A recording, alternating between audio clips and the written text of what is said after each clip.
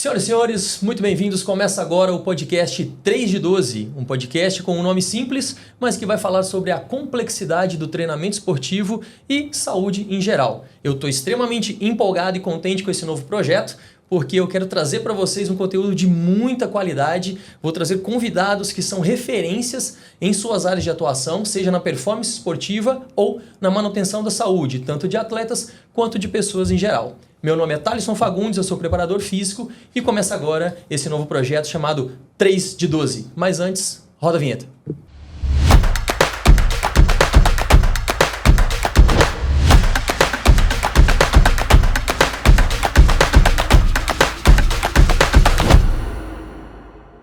E a pessoa que está hoje aqui comigo é um amigo meu, é um grande parceiro, é sócio meu, parece até que eu estou revelando um amigo secreto, né?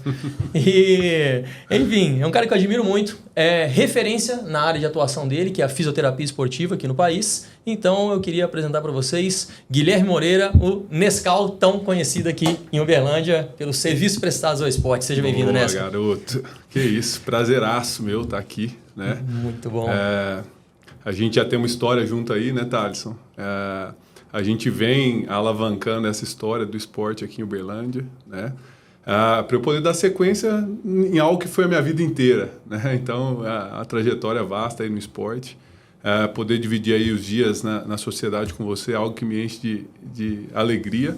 E ressaltar aqui para a galera que agora você está fazendo algo que você nasceu para poder fazer. Você é um cara que é extremamente talentoso aí com o microfone na mão. Não, muito obrigado. Tô tentando. Vamos ver se esse projeto dá certo. Eu espero que vingue e a gente consiga fazer uma coisa muito bacana para todo mundo que está assistindo a gente. Não foi à toa que eu chamei você para começar hoje, porque eu tenho certeza que a gente vai ter uma conversa muito boa, né? E só para vocês terem noção, currículo do Nesca, um resumo, porque tem muita coisa, né? O Nesca é formado em fisioterapia, é especialista em fisioterapia esportiva, ele é membro da Sociedade Nacional de Fisioterapia Esportiva, é um dos sócios fundadores da Clínica Hortus e também é um dos sócios do Centro de Performance Humana, no qual eu também sou um dos proprietários. Ele foi responsável pela equipe de vôlei do Dentil Praia Clube, que foi campeão brasileiro na temporada 2017-2018, ex-atleta profissional de basquete e foi campeão brasileiro na temporada 2004 pelo nosso amado time de basquete da Unitrio Uberlândia, que todo mundo que curtiu basquete há muito tempo aqui foi assistir naquele caldeirão que a gente tinha no ginásio, né, Nesca? E era um tempo bom, né? Tempo bom, saudoso, né? Todo mundo que viveu aquela época, a gente comenta, arrepia, porque realmente era de emocionar. Se para quem assistia já era legal, imagina para quem jogava e estava com toda a torcida empurrando lá dentro, né? Muito bom. E o Nesca também é coordenador do curso de pós-graduação em fisioterapia traumato-ortopédica e esportiva da Faculdade Inspirar de Uberlândia e professor em diversas outras pós-graduações pelo Brasil, além de ser um triatleta. E detalhe, ele é triatleta e ele é casado e pai de 2 filhos. Talvez vocês estão assistindo, eu acho que isso é impossível de acontecer. Para você ver como ele é alta performance. Ele consegue ser triatleta, ele consegue ser fisioterapeuta, trabalhar como empresário e ainda ser casado, ainda ter pai, daí ser pai de criar 2 filhos, né? Dá uma aulinha de vez em quando. Exatamente. Bom, esse é o currículo do Nesca e o assunto que eu trouxe ele hoje para a gente conversar é sobre um conflito que a gente vê hoje em dia, que graças a Deus nós não temos no nosso ambiente de trabalho, mas a gente vê muitas pessoas nas redes sociais reclamando e falando a respeito disso, que é essa guerra entre educação física e fisioterapia, né, Nesca? A gente vê que muita gente não sabe diferenciar em que momento o fisioterapeuta atua, em que momento o profissional da educação física atua, e alguns acham, até por ignorância, que um está invadindo a área do outro, e às vezes isso não acontece, mas a ideia é a gente falar um pouquinho sobre isso, né? E a gente trazer para o pessoal que está assistindo como a gente conduz o nosso trabalho, eu como profissional de educação física, você como fisioterapeuta, né? E primeiramente saber a sua opinião. O que você acha dessa guerra que acontece, principalmente em redes sociais tão polarizadas, da educação física e da fisioterapia? Eu acho que você tocou na palavra-chave aí, né? Ignorância, né? Tudo que a gente não sabe muito, a gente acaba tendo uma via meio que autoritária, que a gente não tem muito base para poder discutir, né? E quando isso acontece, cara, devido à ignorância, realmente a gente não chega num contraponto, a gente não chega num consenso, né? Então, eu acho que devido à falta de entendimento de ambas as partes, né? Eu acho que hoje em dia tem mudado, né? Nós estamos entendendo mais da preparação física e os educadores físicos estão entendendo mais da fisioterapia. O que é essencial para os dois trabalharem juntos. É essencial. A coisa tende a convergir para o mesmo ponto, né? Então, a partir do momento que eu reconheço até onde eu posso ir, né? E entrego isso, né? Eu acho que a tendência é que a coisa funcione de uma maneira mais tranquila, né? Eu trabalhei muito no esporte de alto rendimento e ali é uma escola mesmo, porque é inevitável que as relações aconteçam, né? Porque existe um bem comum, que é a entrega de resultado, que é ganhar jogos, que é ganhar títulos, né? Então, ali não tem espaço para vaidade, não tem espaço para eu sou melhor do que o outro, né? A gente tem que realmente entender e unir forças para que as coisas caminhem juntas, né? Esse negócio de vaidade também é importante, porque a gente vê que... Eu também trabalhei com esporte de alto rendimento em algumas equipes de futebol, e a gente vê que às vezes a gente quer fazer, a gente briga, a gente acaba tendo um conflito até com quem é da própria área nossa, né? Porque pela ignorância também, as pessoas acham que uma ideia que a gente tem que pode ajudar vai destacar mais você e você vai querer assumir o papel daquela outra pessoa e tudo mais. Então, a gente percebe que quando a equipe não tem essa vaidade, que todo mundo sabe exatamente qual que é o papel dentro da equipe, né? Do time, a equipe vence, ela progride e todo mundo age, né? no mesmo ponto, tem uma mesma direção de objetivo, né?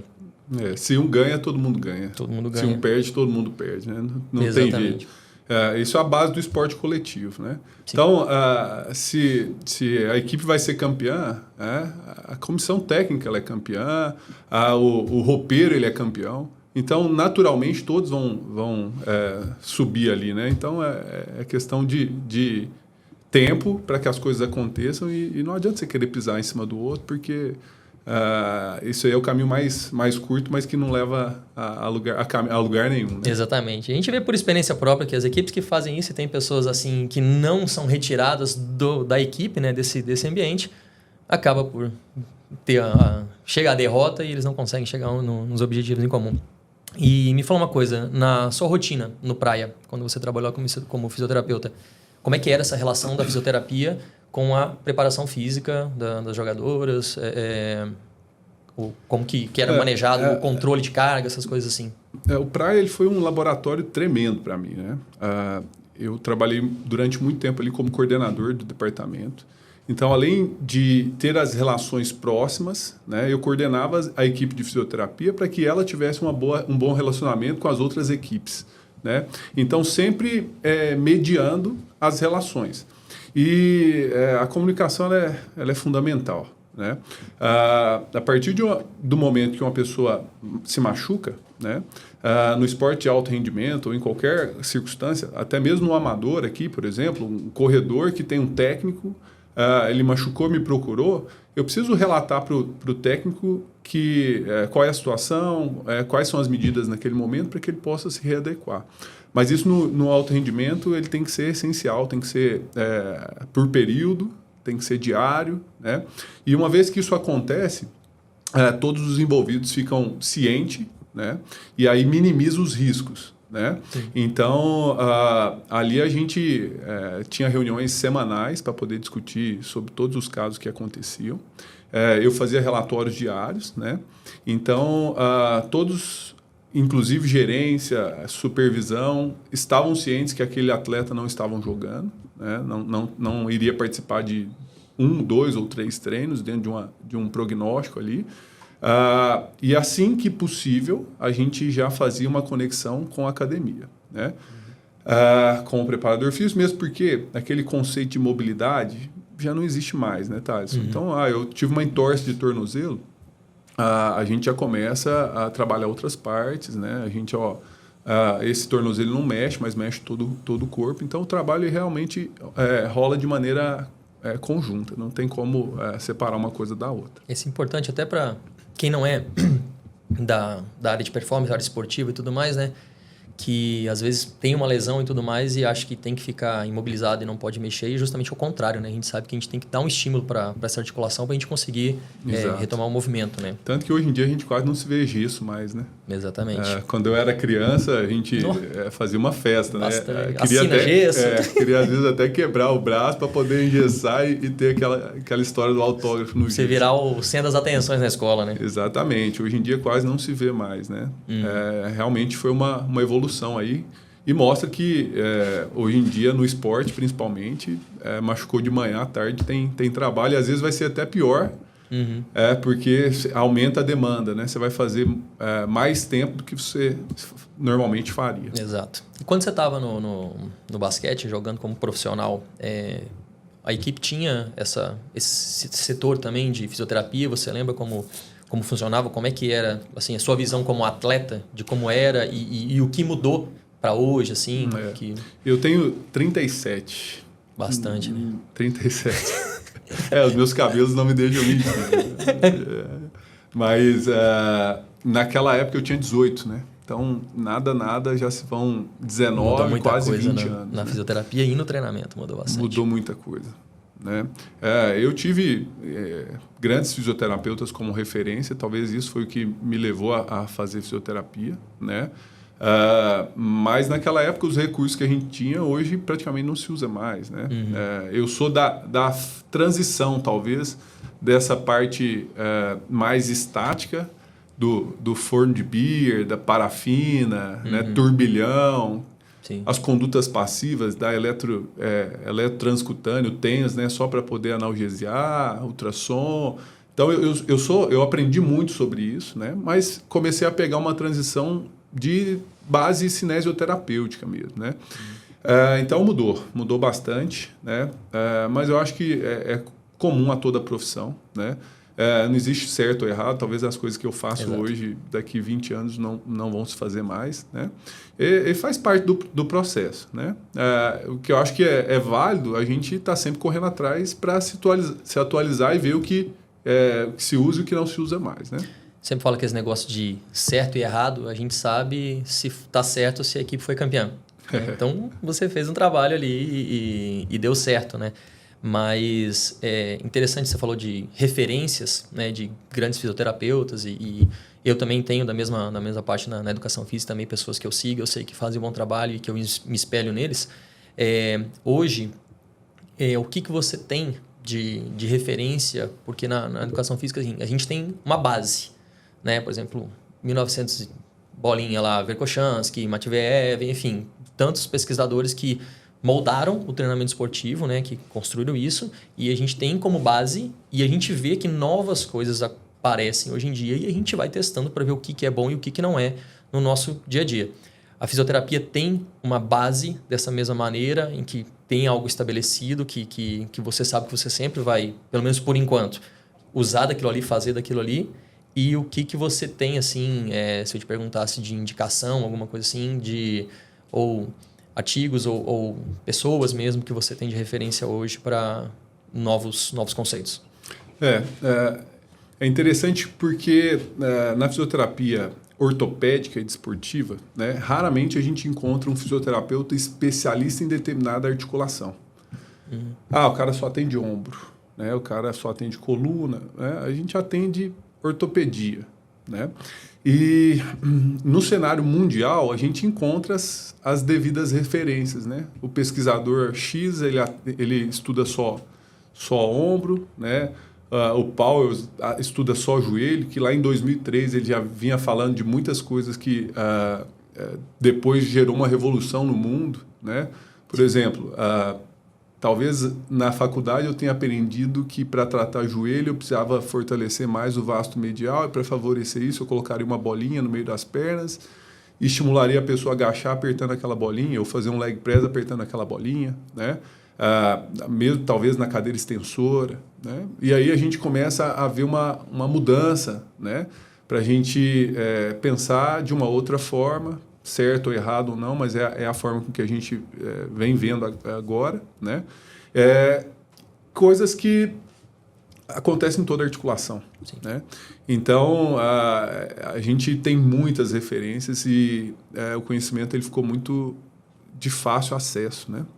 Hoje você digita hoje em dia, no PubMed, internet, que é uma rede de pesquisa que a gente usa muito, né? Qualquer articulação, a gente já vai ter vários artigos ali com os guidelines mais modernos, né? Então, a justificativa para não fazer, a gente não tem, né? Tá escancarado para a gente ali. Então, assim, o conhecimento que é aplicado e é passado básico nas faculdades, nas universidades de fisioterapia, pelo menos onde você fez, você considera como uma base boa e que a pessoa, a partir daquilo, ela tem um caminho a seguir, né? E depois ela pode pesquisar isso em as especialidades, né? Ela pode seguir isso para outro canto. Ou você acha que falta? Porque eu critico muito a parte da educação física também com algumas universidades, porque tem muitos locais que realmente não passam o básico mesmo para os estudantes. E sai muita gente formada já achando que tudo vai se resolver com uma bolsa de água nas costas e sabe, fazendo coisas que a gente está olhando no YouTube, no Instagram a todo momento, mas esquecem dessa base, tá? Uhum. Então, essa que é a minha dúvida, assim. Né? Infelizmente, a gente não sai com o básico, né? Esse aí seria o pré-requisito mínimo, né? Hoje eu dou aula de pós-graduação, né? E eu não consigo introduzir um assunto sem fazer uma revisão anatômica. Voltar tudo para... Então, eu tenho que revisar anatomia, cinesiologia, biomecânica... O grupo muscular do manguito rotador, né? É básico. Sim. Tem gente que não sabe, né? Então, a gente tem que revisar. Agora, falando um pouco em defesa do processo, né?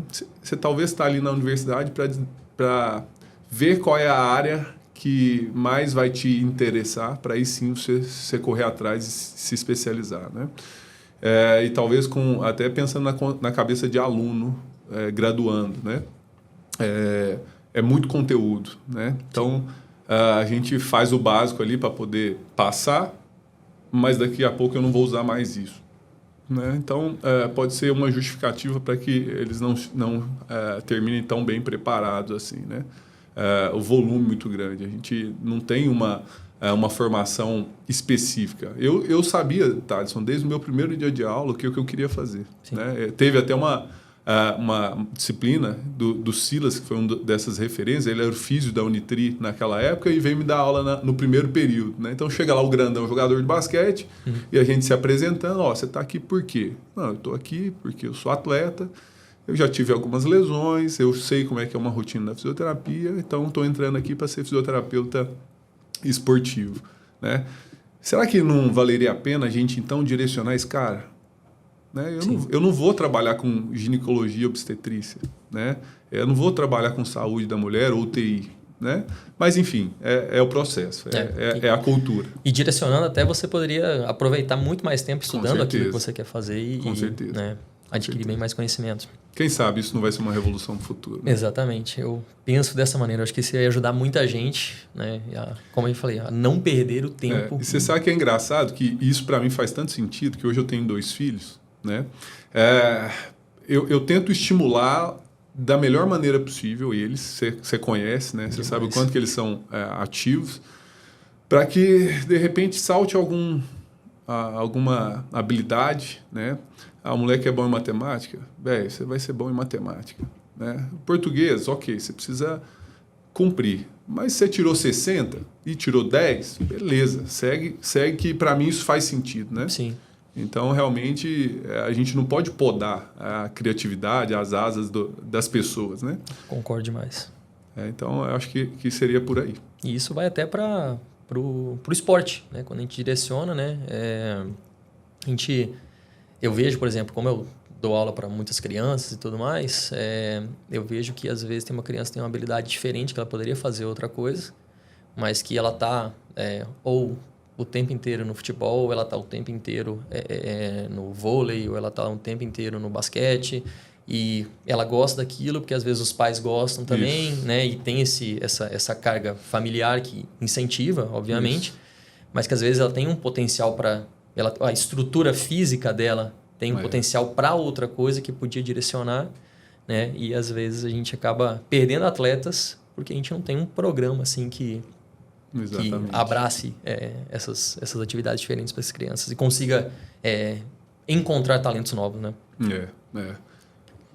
Ô, Nesca, voltando aí à parte dos atendimentos de fisioterapia, principalmente na parte de performance, você já se deparou com uma situação de que você viu uma lesão, chega uma lesão para você, mas você percebe que era um pouco mais psicológico, era um pouco mais nervosismo, um estresse em função de alguma coisa fora do contexto da performance, fora do esporte, e que a pessoa não estava percebendo que aquilo era em função disso? Porque eu pergunto, a gente acaba virando psicólogo também, né? Sim. A gente não tem a gente não fez a faculdade, mas a prática faz com que a gente ouça muito dos nossos atletas, né? E às vezes eu já tive também atletas que chegavam com dores e achavam que estavam lesionados, mas com um treino de força e assim, acompanhando a rotina, a gente via que eles começavam a se soltar mais e começava a performar novamente. Você já teve lesões crônicas em que você tinha que atender e tentar? Já demais. Assim, por ter sido atleta antes, isso me trouxe... Já dá uma noção. Tinha dia que o aro estava desse tamanho, no outro dia o aro estava assim, não caía nada, né? E aí, realmente, naquele momento, qualquer coisinha é justificativa, né? Porque é o seu trabalho, né, Thaleson? Então, acaba que o seu chefe está ali na beira da quadra e ele está vendo que você não está desempenhando bem. Será que se fosse isso numa empresa, numa multinacional, e eu mantendo esse nível de decréscimo de performance, eu não seria trocado? Então, inevitavelmente, isso vai acontecer também no esporte, né? E isso vai acessar várias caixinhas ali no psicológico que realmente vai bagunçar tudo, né? O fisioterapeuta ele tem um contato muito próximo com o atleta, talvez o mais próximo da comissão técnica. Muitos atletas pode ser que nunca conversaram uma hora seguida com seus técnicos, né? Mas na fisioterapia isso é inevitável, né? Ele vai estar ali inúmeras horas, né?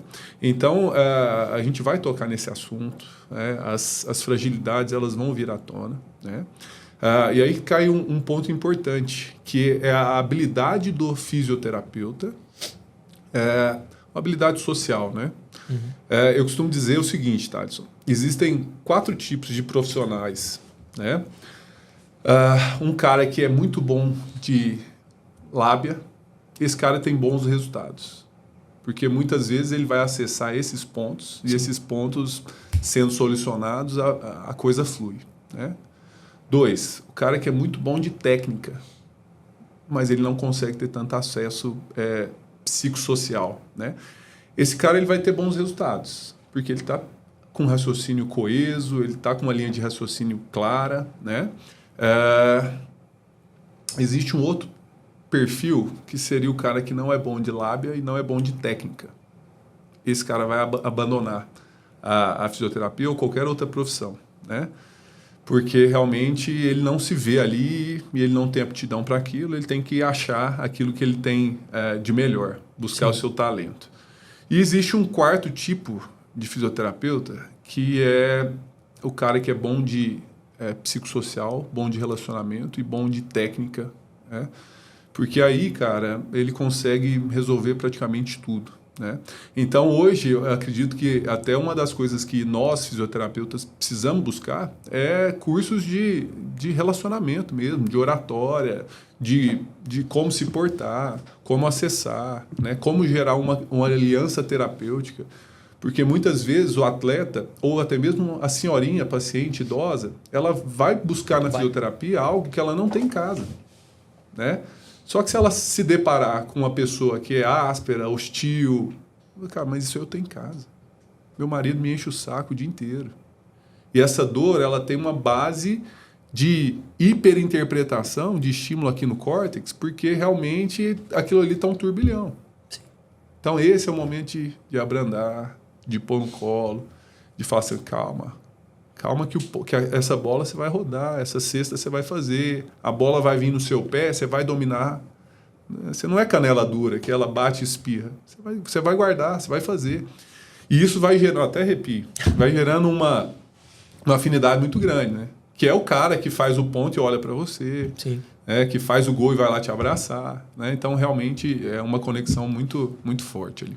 Isso é tão importante que até hoje em dia, quando a gente fala do treinamento de alta performance, a gente não vê mais só a nossa área. Não tem como eu fazer uma preparação física e não falar com você da fisioterapia se tá tudo certo ali, se a gente pode fazer isso ou não pode, se o atleta tá apto para algo ou não.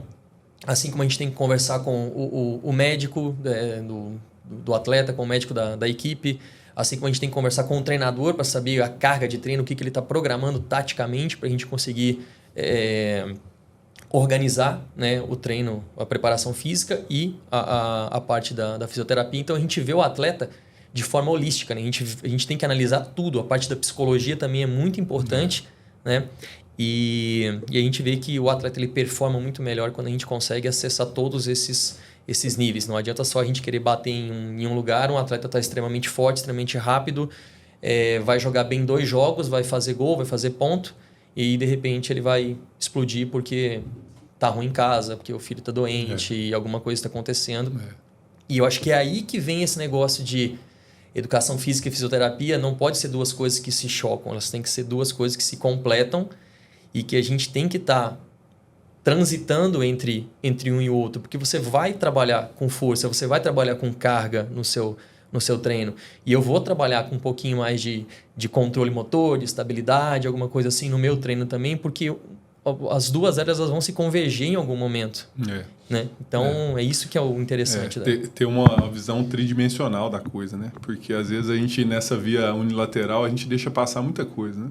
Eu já cansei de ver o cara ir na físio e depois chegar na academia e fazer os mesmos exercícios que ele fez na físio, né? Sim. Então quer dizer, não faz sentido nenhum, né?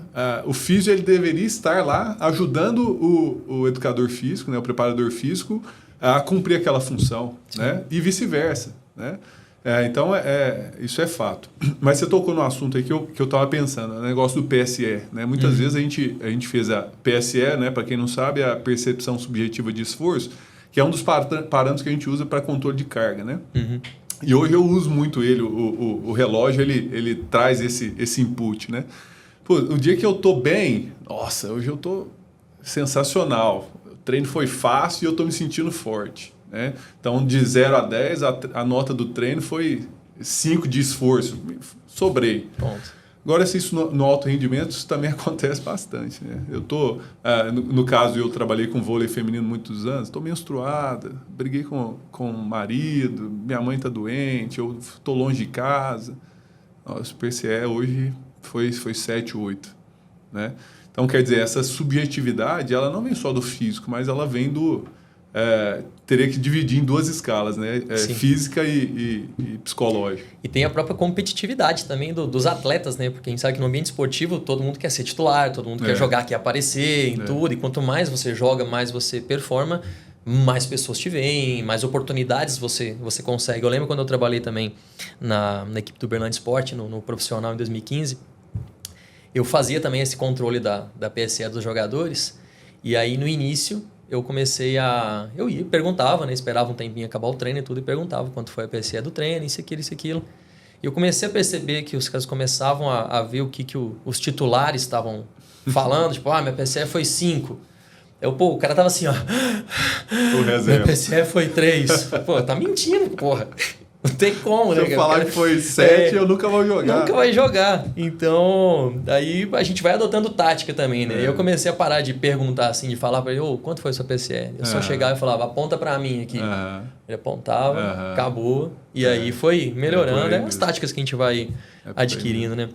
Mas essa competitividade também influencia e induz, às vezes, ao ao erro de quem está controlando. Então é importante que quem esteja fazendo esse controle, né, saiba como coletar essas informações para não ser induzido ao erro e às vezes até ocasionar uma lesão, né, de sobrecarregar um atleta que quer se destacar. Mas é interessante, até antes da gente mudar de assunto, uma coisa que eu sempre falo nas rodas de amigos, né, e talvez tornar isso público faz dividir um pouco com a galera hoje que está num posto onde eu já ocupei um dia, né? Mas várias vezes, por exemplo, as atletas chegavam na fisioterapia extremamente poliqueixosas, né? Várias queixas, inclusive com relação ao técnico. Pô, mas eu sou da comissão técnica, vocês não estão me vendo aqui, né?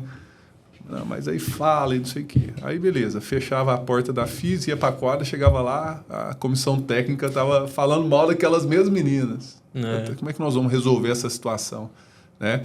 Então, muitas vezes, você tinha um jogo de cintura desse lado, um jogo de cintura do outro lado, tentava mediar, né? Então a gente tem muito essa questão de mediar e evitar conflitos internos ali, porque realmente é uma zona de guerra, está todo mundo correndo atrás e o intuito é vencer aquela batalha e assim sucessivamente, né? Então é interessante isso também. É por isso que é importantíssimo o que você falou, da gente saber se comunicar, né? Da gente conseguir mediar uma conversa entre o técnico e o atleta. Então, assim, acho que até uma dica para quem está na faculdade, para quem está iniciando, né, na carreira, faça contatos, aprenda a conversar com as pessoas, né, ouça, entenda as demandas de cada um, porque quando a gente ganha a confiança de um atleta e da comissão técnica por saber conversar, a gente acaba tendo esse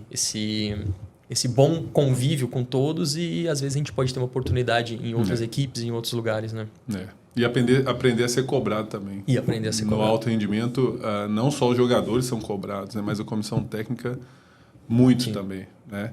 Então, muitas vezes eu segurei muita bucha ali, meu olho já encheu muito de lágrima, porque realmente a pressão é muito grande. Mas é muito bom. A cereja do bolo. É legal. A gente se satisfaz com esse ambiente. E me fala uma coisa, Nes, passando agora um pouquinho para a parte do triatlon, que é o que você está fazendo hoje, e como eu falei, é até incrível ver que um cara que está casado, pai de 2 filhos, família para cuidar e empresa para cuidar, sociedade, paciente e tudo. E eu vejo aí que você acorda cedo pra caramba, vai correr, vai nadar e seu dia já começa o quê? Umas 4h30, 5 horas da manhã, né? E o que você faz para manter a sua performance na atividade física que você está fazendo agora, desde a parte de desempenho como da parte de prevenção de lesão? Porque há uma sobrecarga, como a gente falou dos próprios atletas agora, há uma sobrecarga familiar, a sobrecarga das contas para pagar da empresa e tudo mais, né? Então, como é que você mantém assim o seu treino hoje para... Isso é engraçado, porque quando eu comecei no triatlon, foi logo na transição que eu saí do praia, né?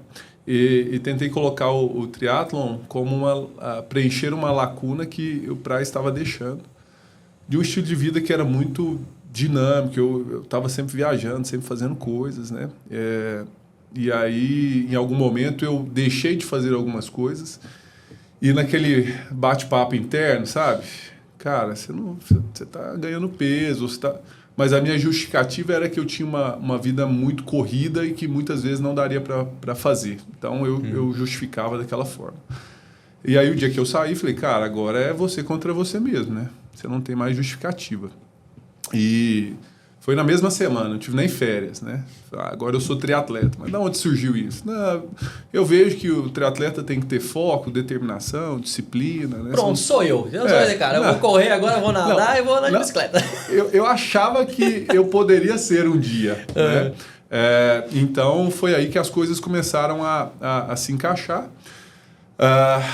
Eu já tinha um filho, né? O João, hoje eu tenho 2, então o negócio ficou ainda mais difícil. O Felipe está com 1 ano e meio, então ele tem uma demanda muito grande, né? Não tem como você chegar em casa num final de semana depois de 5 horas de treino. e não dá atenção. Sim. Então, o treino ele continua. Mas eu vivi aquela história de buscar algo que me trouxesse para o foco, para a disciplina. E o triatlo é uma coisa que te aproxima muito disso, né? Então, realmente, hoje eu tenho uma rotina que eu acordo 4h20 da manhã, todos os dias, inclusive nos finais de semana.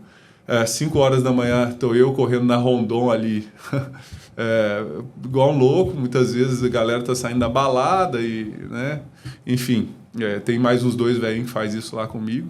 A gente é brother agora. E 7 horas eu normalmente já corri, já nadei, às vezes já corri, já pedalei e tô começando os atendimentos na clínica, né?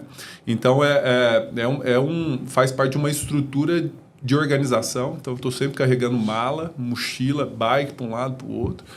Mas são coisas interessantes que hoje está fazendo eu descobri uma pessoa que nem na época que eu era atleta de alto rendimento, né, atleta profissional, eu tinha, né? Do descanso, que quando eu tenho um tempinho para descansar, eu tento fazer isso da melhor maneira possível. Às vezes eu estou atendendo um paciente, eu estou alongando, eu pego um pezinho ali no intervalo ou outro, solto um pontinho aqui ou outro, que às vezes não tem ninguém para poder fazer, uma bolinha, chego em casa, hoje eu estou com uma rotina bacana com o meu caçulinha, eu vou para o tatame lá, começo a fazer umas mobilidades, ele sobe em cima, vai para um lado, vai para o outro. Isso é extremamente terapêutico, gostoso. Então, a gente fala, eu não faço, eu posso estar me expondo ao risco e eu não tenho tempo porque eu preciso cuidar do filho, né? A partir do momento que você consegue casar as duas coisas, a coisa fica super, super interessante, né? E aí as coisas vão se encaixando. Eu pensava que eu ia fazer para completar, hoje eu quero fazer para ganhar, né? E aí o buraco fica mais embaixo, né? Porque você se cobra mais, isso veio uma pressão psicológica também. Cara, eu entrei para um ciclo de um meio Ironman, que hoje é a minha prova preferida. Eu não posso não ir nesse treino hoje, porque isso vai me fazer falta lá na frente, sabe? Então, isso vai te trazendo para o seu melhor, né? Então, é interessante. Bom, e aí com relação ao seu treino para se manter nisso, a sua função passa a ser, até para você não ter muito tempo pro treinamento de força, essas coisas assim, você tem que se virar ali, né? Você sente falta de ter uma preparação, assim, de ter alguém com você ali, ou você está conseguindo manter, está conseguindo desempenhar bem nos seus treinos de força e tudo mais no restante dos esportes? Pouco. Eu acho que hoje, se tivesse uma coisa que eu conseguiria melhorar, seria o treinamento de força mesmo, porque eu entendo que isso me traz bastante benefício, né? Quando eu vou pedalar, eu preciso aplicar força no pedal, né? Às vezes eu vou fazer uma prova, no final da corrida, eu estou sentindo meu quadríceps fadigado. Será que isso não foi falta de uma base de força ali atrás, né? Então, hoje eu tenho feito uma vez na semana, quando muito 2, né? Porque o volume de treino é muito grande, né? Então eu corro umas 4 vezes na semana, nado umas 4, pedalo umas 3 ou 4, né? Então fica um bloco muito grande. E a demanda está muito alta, então não consigo realmente encaixar o treino de força, que para mim seria algo importantíssimo mesmo. Certo, beleza. E aí, baseando em todo o treinamento que você já passou do basquete e agora no triatlon, é uma diferença muito grande de um esporte para o outro, né? É uma transição de fibras ali que muda totalmente, né? O basquete, você tem uma mudança de direção a todo momento, saltos e corrida, natação e bike, já a gente passa para um endurance muito maior do que uma partida, né? O que você viu, o que você sente de diferença do treinamento do basquete, nem do treinamento, na verdade, da pós-prática da atividade física, né, que muda totalmente. A gente até estava falando uns dias atrás que o seu corpo não mudou tanto, né, em relação a quando você jogava para para agora. Mas aí, lembrando até daquele gancho que a gente fez do tipo de especialidade que a gente quer que as crianças, que os jovens atletas sigam, né? Você tem uma capacidade muito boa para ser triatleta e o seu corpo se adaptou muito bem.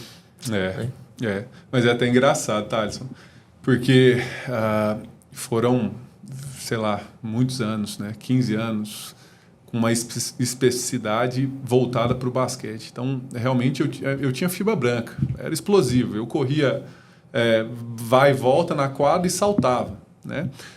Hoje eu faço endurance, né? Então, eu acredito que eu ainda estou passando por um processo de maturação que tende a melhorar ainda para os próximos anos, né? Mas eu estou quebrando paradigmas no triatlon, porque quando você pega o biotipo do triatleta, é comum se encontrar alguns longilíneos, né?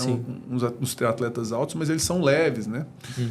E ser leve na corrida e na bike é muito bom, né? Eu peso 100 quilos, cara. Eu peso 100 quilos e tenho 1,94 de altura. Né? Então, coloca eu correndo de um lado do cara ali, pô, fala, esse cara tá perdido aqui, né? Mas a gente sabe que tudo se adapta, né? E eu acredito que a gente vai seguir essa adaptação aí também, né? Eu tenho um volume de massa muscular muito grande. E para eu ficar leve é praticamente impossível. Então, é mesmo acreditar que essas fibras elas vão mudando seu perfil metabólico ali para a gente conseguir treinar elas na outra função. E está acontecendo. Está acontecendo, o corpo se adapta muito bem. Eu brinco que eu sou campeão toda prova que eu vou, né?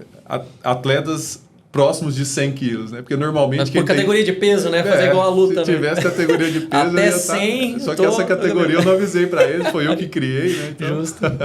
Muito bom. E qual foi a última prova que você fez? Esse ano eu fiz meio Iron de Floripa, maratona Nilson Lima aqui, que é em casa, é uma prova que a gente não pode deixar de fazer, Com quem certeza. gosta do esporte, né?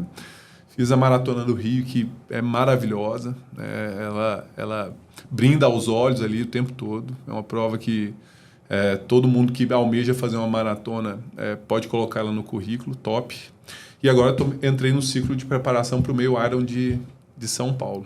Tem quantos meio Iron no ano? São 5. 5, né? Floripa, Rio, Maceió, São Paulo e Fortaleza, e tem um Iron Full, né, que acontece em maio em Floripa.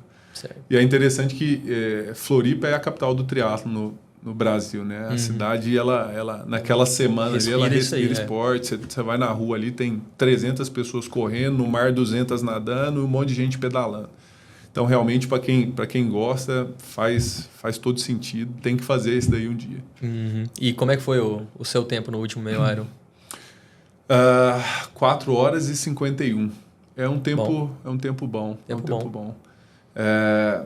E assim, é interessante que esse vai ser o meu quarto meio Iron, né? Parece que é difícil para mim abaixar muito mais do que isso, né? Mas ainda entendendo que eu sou um bebê, tem 4 anos, né? A maturidade ela vai vir com certeza. Um pouco ali na frente. Então eu tô projetando realmente melhorar a performance daqui mais uns 3, 4 anos aí. Sim. O problema é tentar conseguir sustentar essa rotina de vida até lá, né? Aí eu brinco que é a seleção natural. Os caras que são muito bons, normalmente eles têm 40 anos para mais, né? Sim, sim. Mas já eles tem uma prática maior. Eles sobreviveram a esse processo, né? E se eu resistir até agora, eu acho que eu chego um pouquinho mais. Justo. Eu assim, com certeza você consegue melhorar o treino, até pelo que você já relatou aqui hoje. Assim, o próprio treinamento de força, se você conseguir fazer isso, né, por mais dias, implementar mais na rotina, a gente sabe que o treino ele já melhora a economia de corrida, a cadência da pedalada, enfim, a abraçada, né? Então, com certeza tem essa possibilidade e, obviamente, você vai ter que conciliar isso com todo o resto. Eu acho até engraçado o Duva, né? Sabe o Duva, né? Corre maratona aqui também, corre para tudo que é canto aqui em Uberlândia. E o Duva já treinou comigo também, ele contava a história de um triatleta, mas que era focado em Iron, que ele conheceu em um jantar pré-Iron uma vez, pré-maratona, pré-Iron, acho que foi pré-Iron. E ele falando que a esposa tinha até um contrato com ele, que ele tinha 2 anos para ele conseguir, para ele poder treinar e fazer o Iron Maiden, e depois disso, se ele não completasse ou se ele quisesse continuar a treinar, acabou, e ele já estava ciente. Daí estavam os dois viajando junto tranquilamente, mas que tinha o contrato já, tá pré-definido. Ó, você não vai... Vou precisar desse contrato aí também. É bom não dar brecha pra pole também, né? Não. Mas beleza. A gente está quase finalizando aqui, e a última parte eu gosto bastante de retomar o assunto principal que a gente estava falando, e pedir sempre algumas indicações de alguma coisa que você acha interessante na sua área. Então, assim, uma pergunta final mesmo, onde você acha que começa e termina o trabalho do fisioterapeuta e do profissional da educação física?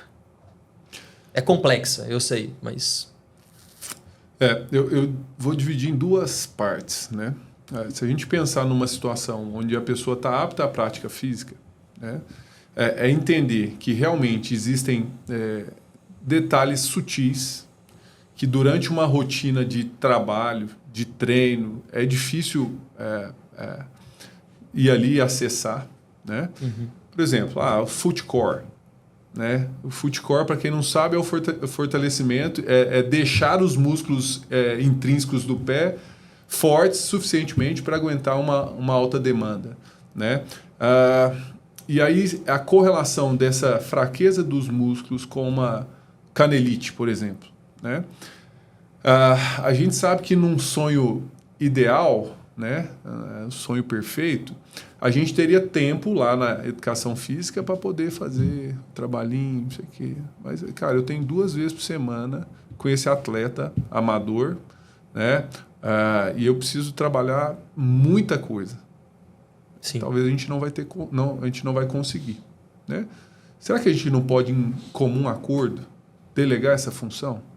Por quê? Porque já é uma parte sensibilizada, já teve um histórico prévio de lesão, já tem um trauma de que a corrida vai gerar canelite. Então, fazer o trabalho específico do tibial posterior, dos músculos intrínsecos do pé, isso não poderia ser algo inerente à fisioterapia? Com certeza. Pode ser. Por quê? Porque você vai ter 100% do tempo destinado àquilo. Thaleson, não se preocupa com isso, porque isso aqui já foi feito. Segue do jeito que você já tinha se programado. Né? E a contrapartida disso é o educador físico ter a sensibilidade de entender que um volume de treino, né, a densidade do treino está alta, e isso pode ter gerado alguma sobrecarga. Cara, vamos esfriar um pouco, dá uma ida lá na físio, vê se está tudo bem. Se estando tudo bem, a gente volta. Né? Se a gente começa a fazer esse bate-bola, o grande beneficiado é o nosso cliente. Né? Pensando em longevidade mesmo. E um cliente satisfeito, cara, você já viu. Ele vai ficar com você para sempre. Ele vai ficar com você para sempre. Então, eu citei o exemplo do pé, mas no ombro lá. Né? O cara é marombeiro. Né? O cara pega 100 quilos no supino, mas não pega 2 num manguito bem feito. Sim. Né? Cara, é o macro. Não, esse detalhezinho aqui não dá pra gente ficar... Não, vai lá e respalda isso daqui e volta pra cá. Beleza. Sem milímetro nenhum, sem... Você entendeu? Então, é coisa que poderia ser natural. Né? O joelho. O cara chega lá, o fortão de novo, mesmo exemplo. Cara, qual foi a última vez que você malhou bunda na academia? Glúteo. Não, você tá louco? Eu não malho glúteo. Então, por isso que o joelho está doendo. Né? Então, a gente consegue ir fazendo essa engrenagem trabalhar em conjunto para poder as coisas fluírem. Né? Exatamente. Perguntei isso para o Nesca porque a gente tem a mesma opinião nisso, e eu sempre falo para todos vocês, sejam vocês fisioterapeutas ou profissionais de educação física, trabalhem com pessoas que falam a mesma língua que vocês. Por isso é importante que vocês conversem com todo mundo que está no mesmo ambiente esportivo, porque é importante a gente ter essa mesma conversa que a gente está tendo aqui agora, porque eu sei que a gente não vai conseguir fazer tudo, né, Nesca? A gente não vai, como o Nesca falou aqui, algumas coisas ficam melhores para serem feitas para a parte da fisioterapia e outras para a parte da preparação física, assim como da parte da nutrição. Hoje em dia, por exemplo, eu sei que existem milhares de personal trainers que gostam de fazer as medidas, dobra cutânea e percentual de gordura e tudo mais. E às vezes a pessoa até perde tempo fazendo isso, ou perde tempo fazendo alguns exercícios que são mais propícios para a fisioterapia, né, no seu treino, e você poderia estar fazendo um treinamento de força, né, desenvolvendo a força, desenvolvendo as capacidades de potência e tudo que é necessário para a performance, né? E a pessoa acaba deixando porque ela quer pegar tudo para ela e falar que ela faz tudo e no fim acaba se embolando e não faz nada. Como é que você consegue fazer tudo isso? É só fazer de qualquer jeito. Então, é importante a gente saber exatamente isso. Tipo, eu, do mesmo jeito que você falou, eu não acho que a fisioterapia acaba aqui e a educação física começa aqui. Elas estão totalmente emboladas aqui, a gente nunca vai conseguir desembolar isso, porque a gente vai ter que estar o tempo inteiro atuando junto. E o bom do que a gente faz no CPH e na Ortos, eu acho que é isso, porque a todo momento um paciente seu está subindo para treinar com a gente e às vezes alguém que está treinando com a gente que pode, o treino, como o jogo, é normal de acontecer alguma lesão de vez em quando. Então, desce e a gente vai fazendo toda essa regulagem, né, da performance. Por exemplo, Thaleson, quando eu falei lá que a gente tem que fazer uma revisão anatômica, cinesiológica, biomecânica, cara, fisiologia do exercício, cara, a gente não sabe nada de fisiologia do exercício, né? Então, quer dizer, como um fisioterapeuta, que o básico está mais ou menos, que na grade da maioria das pós-graduações não contemplam de fato um trabalho bom assim de ganho de força, de potência, de força bruta, de explosão, de tudo. Como é que eu vou ter a prepotência de falar que eu consigo pegar esse cara que fez um pós-operatório e devolver ele top? Sim. Né? Se eu estou fazendo 3 de 10, 3 de 10, 3 de 10, 3 de 10, 3 de 10, 3 de 10. 3 de 12, que é o nome do podcast, né? 3 de 2. 3 de 2, 3 de 2, 3 de 2. Ó, dá até. Mas é algo comum, né? A gente ouve isso direto. Você entendeu? Então, de duas, uma. Ou estuda, corre atrás, ou, cara, Thaleson, fulano de tal veio até aqui. Toma. Faz com ele um trabalho de força. Depois você me devolve ele para eu poder fazer os testes finais para a gente desenhar uma alta. E aí fica você e a outra pessoa como excelentes profissionais e não você como alguém que fez um trabalho bom, mas pecou no outro porque não soube fazer, né? Exatamente. E sempre vão te cobrar pelos erros. Exatamente. Na maioria das vezes. Você vai fazer muita coisa certa. Na alta performance é isso. Uma merda que você faz ali, você vai ficar marcado para sempre naquilo ali. E quando dois unem força, acabou. A chance minimizar os riscos, né, e os erros, a chance disso acontecer é grande, né? Diminuir o erro. Exatamente. Muito bom. E por último, eu queria que você desse indicação de conteúdo, livro, site, Instagram, podcast, além do nosso, outros excelentes também. Pensando, além do nosso, isso é fato. Né? Não ouça nenhum outro podcast. Comece por esse e depois vai passando. 3 de 12, exatamente. Por que é 3 de 12, Thaleson? Cara, porque 3 de 12 é algo que as pessoas falam muito nas academias, em todos os lugares no país, no mundo, né? E a gente sabe que o treinamento, assim como na preparação física, como na fisioterapia, não se resume a 3 de 12, não se resume a 3 de 10, a 4 de 8, a essa, né? Eu acho que quando você começou a fazer academia, do mesmo jeito que eu, alguém deve ter chegado e te passado uma ficha, igual acontece em milhares de lugares aqui no nosso país, e você tem lá 5, 6 exercícios, dizendo 3 de 10, 3 de 12. Né? E, assim, acaba ficando comum. E todo o treino que eu via, quando eu estava em academia, quando eu fiz estágios, quando eu trabalhei depois de formar, eu vi que todas as fichas, que tudo que acontecia, tudo se remetia a um 3 de 10, a um 3 de 12, a um 4 de 10, e não fugia daquilo. Uhum. E a gente via que as pessoas evoluíam, mas até certo ponto, depois não acontecia mais nada. Ou lesionava, ou então desistia porque não chegava até onde ela queria. E por vezes isso acaba até direcionando a pessoa a utilizar outros métodos, né, que a gente sabe que não são saudáveis para atingir o objetivo. Mas se a gente estudar e conhecer realmente como que é a complexidade do treinamento esportivo, da fisiologia do exercício, da biomecânica e da cinesiologia, a gente sabe que em determinados momentos a gente vai ter que trazer esse 3 de 12, esse 3 de 10, mas às vezes a gente vai ter que fazer 10 de 2. Exato. Tudo vai depender de densidade de treino, tudo vai depender do volume, da intensidade, de tudo que a gente quer e para onde a gente está direcionando o nosso cliente de personal ou o nosso atleta de performance. Uhum. Então, por isso que eu botei o 3 de 12. É meio que uma sátira assim, para tudo que acontece nas academias, nos treinamentos em geral, e para a gente mostrar que esse podcast não vai ser tão simples quanto esse nome. A gente vai falar de muita coisa mais complexa. Legal. Quando você me pergunta de referência, né, o nosso outro sócio, Rodrigo Baldon, ele é um exímio fisioterapeuta e um excelente professor, né? E ele tem um canal hoje, né, chama GA Físio, Grupo de Estudo Avançado em Fisioterapia, que lá tem mais de 30 aulas com a base... Muito conteúdo bom. Com a base científica, com a maior atualidade possível, né? Então, para a equipe da Físio aí, né, eu poderia citar 35 referências, mas a gente tem o compilado dessas 35 referências lá no GA Físio, né? Então, fica aí a indicação, né? Até se digitar lá por GA Físio já deve aparecer alguma coisa, então entre em contato aí com a gente, que a gente direciona, né? Exato. E é isso, cara.